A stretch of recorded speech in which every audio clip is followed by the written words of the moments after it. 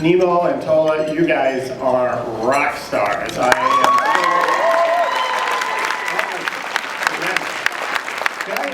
wonder if we could just, I know there's been a lot of standing and sitting here, but let's try it one more time. Could all the students in the room stand up? I want us all to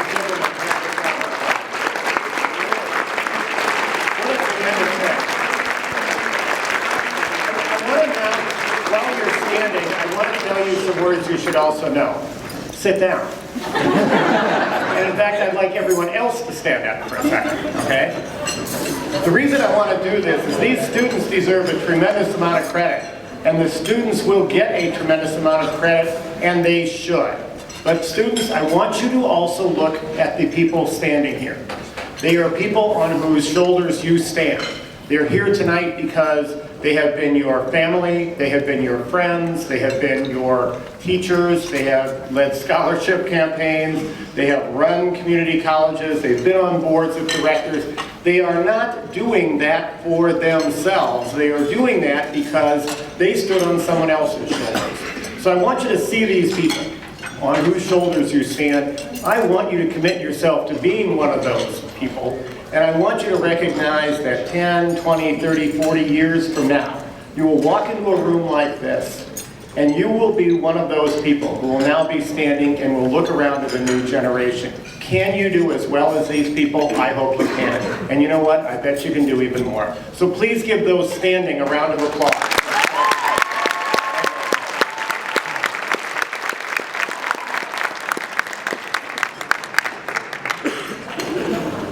There are so many things that I want to talk with you about, but I want to make it also pretty brief. So what I'd like to do is to pretend we're back in school, and I want to teach you a word that you probably know, but I want you to think about it a little differently.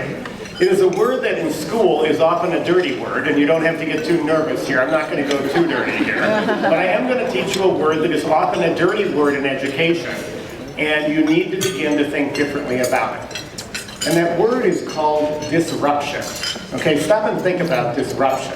If somebody came in here and disrupted this event, they would perhaps come in and turn over that table, and the chairs and dishes would go flying all over, speakers would be interrupted, and that wouldn't go over so well. It wouldn't go over so well if in the middle of a class when a professor is talking about something or a student is making a presentation, if somebody ran into that room and threw a pie in the face of someone, that would be disruption, not necessarily a good thing. And throughout the world of education, where you are there to be learning from others, you are asking, you're interacting and all, but disruption is not a word that is highly valued in the world of education, even though there are plenty of professors and teachers and adults in this room who understand what I'm about to say. But disruption, I want you to think about a little differently, because right now there's not a word that is more popular in the world of business than the word disruption. When you're out in the business world these days, we're hearing everything about disruptive strategies, disruptive technologies. Think about that for a second. That's what everyone seems to be talking about, and what does it really mean? Well, think about this for a second. When you think about how we watch television, I want you to think about what disruption has meant in television. When I was growing up, there were 3 stations. 3. And somebody got this disruptive idea that because all 3 of those stations seemed to have junk on them, we would disrupt that whole thing by coming up with something called public television, and we got a 4th station. And that was a really big deal. And then somebody came along with a brilliant idea to disrupt that strategy and come up with something called cable television. So now it was a wonderful thing. This disruptive strategy gave us the ability to have, 100 or 200 different channels that had absolutely nothing on them either. But it was a wonderfully disruptive strategy until somebody came along and disrupted that strategy, and they came up with this idea called the video store. And so now what you could do is you could get movies. And you could go to the store in the corner or down at the shopping center and pick up this wonderful big box tape and put it into a new box you put next to your television, and you could actually see movies in your house whenever the heck you wanted. A disruptive strategy. And then we came up with this wonderfully disruptive thing called Netflix. We got this in the mail. I mean, what an amazing thing. I didn't even have to go down the corner. And then Netflix disrupted itself and decided to do it all online. And now we've got all these things and disruption all over the place. Has anybody taken a cab lately? Has anyone taken Uber lately? Uber is, of course, a disruptive strategy that's trying to say, let's do it differently. And I can go on and on about this. I was with a group of people today, a friend of mine who runs a medical device company. It's all about medical disruptive strategies. Think very differently about all of this. And when you stop and think about it, disruption is the most valuable word right now when we go out into the world. That's a wonderful thing. And isn't it odd that it's a word that is not valued as much in education? Well, the point of the matter is you need to begin to stop and think about what is it that you want to disrupt in the world today. Now stop and think about it. Do we have anything in this world today that we think needs to be disrupted? Well, I would say, yeah, we've got a whole lot of stuff that we need to disrupt. We happen to be in a world that happens to be torn apart by conflict in every direction we choose, in large part because people can't seem to understand people who are different than them. And we happen to live in a world that is literally melting down with climate change, and the consequences of that are catastrophic and undeniable. And we happen to live in a world where radical things are happening in multiple different directions, and in some cases we don't know where they are. And if you really look at that, I have to tell you, incredibly talented students who I'm looking at, we need you to change the status quo. We need you to think differently about the basic things that we do. We need you to look in the mirror and see yourself, but also see the world in a different way. Go out and disrupt.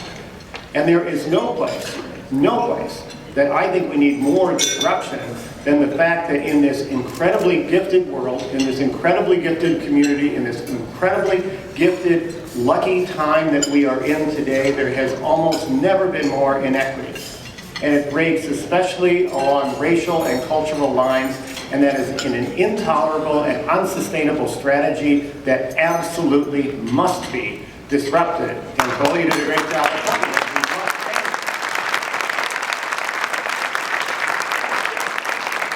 And there is no place within the issue of inequity where inequity is more important to disrupt than in education itself.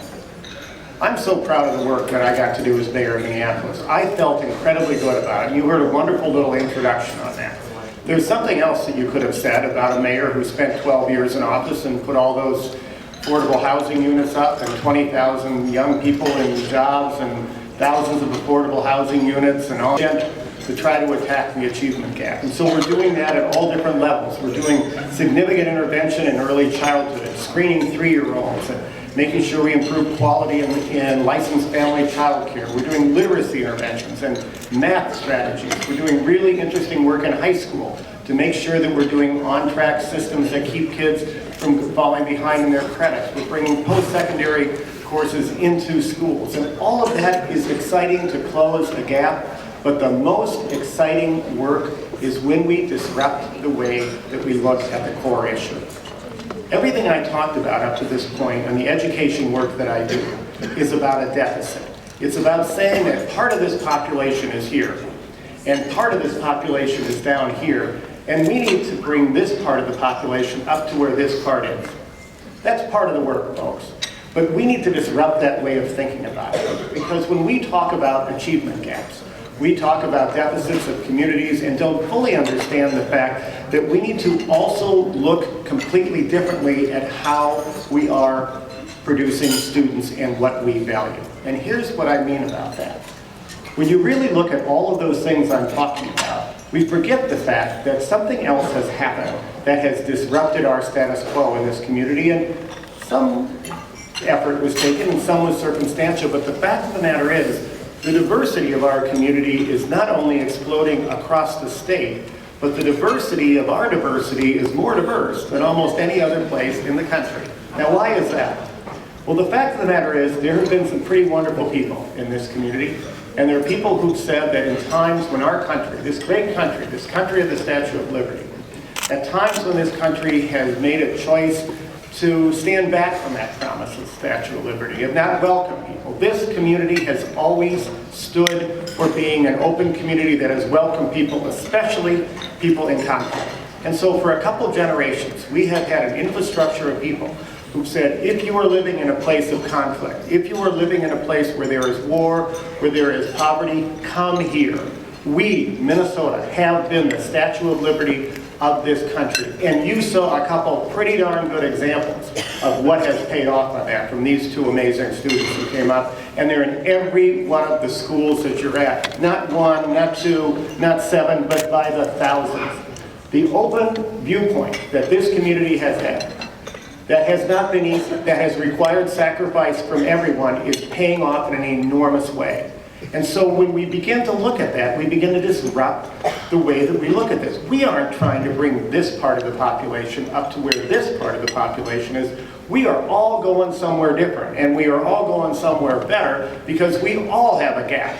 And that kid of the majority culture, who is in a primarily majority culture neighborhood and school, needs to intentionally do work to understand the global value system that is taking place, because you either learn how to open yourself to the many cultures of this country and the world, or you will get run over by the tides of globalism. We don't have a choice, folks, but the good news is Minnesota is light years ahead of almost every other part of the country. This is good news for us. It's a wonderful, and I'll tell you an interesting story that illustrates all of this. Is one of the most, a small little story, but it's a great one. I was in this meeting with a bunch of researchers from the university and other places. We were talking about math strategies. And after about 2 hours of very intense stuff that I didn't completely understand, but I was trying to keep up, one of the researchers said, you know, my daughter was teaching math in Los Angeles. And as she was teaching it, she was having a really difficult time teaching negative numbers to the kids. And it's a really weird idea if you think about it. Here's 0. I mean, I can figure that out. Here's 10. But here's 0. Now, what's less than 0? I mean, think about how difficult it is to teach negative numbers to kids. And she was having a really difficult time at this school in Los Angeles. She happened to move to Minnesota. She was teaching the same class, and she couldn't figure it out. The Minnesota kids got negative numbers just like that. Why would a kid in Minnesota understand negative numbers? I think this weekend is going to give that kid a really good example of negative temperatures and negative numbers, right? So it's a funny story, but think about that for a minute. Just think about what that says. A unique population in a unique place, because of a unique experience, developed a unique asset skill that can help the rest of us. Those kids from Minnesota can hop on a plane to Los Angeles and teach kids all about negative numbers, or better yet, bring those kids from LA here and we'll tell them all about negative numbers, right? If we apply that value to the incredibly diverse populations we have right now, and we think about people as assets and not as deficits, what we happen to be sitting on, ladies and gentlemen, of the open state of Minnesota is a gold mine. The population of this state exemplified no better place than in the halls of your institutions.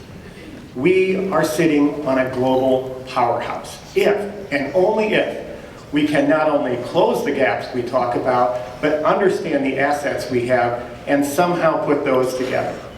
There will be people who will say to you as you come out of school right now, this is a tough time. You know what? Yeah, it is. There's war, there's climate change, there's achievement gaps, there's poverty, there's plenty of problems, no doubt about it.